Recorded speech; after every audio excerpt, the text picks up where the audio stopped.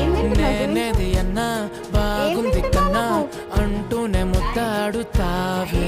ఇది నీ కాయ చూపించు. నీవే నా పక్కనుంటే చాలే.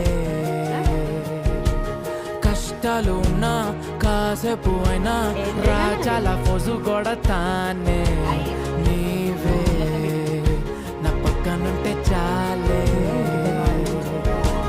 కలతలు కనబడవే నువ్వు ఎదురుగా నిలబడితే.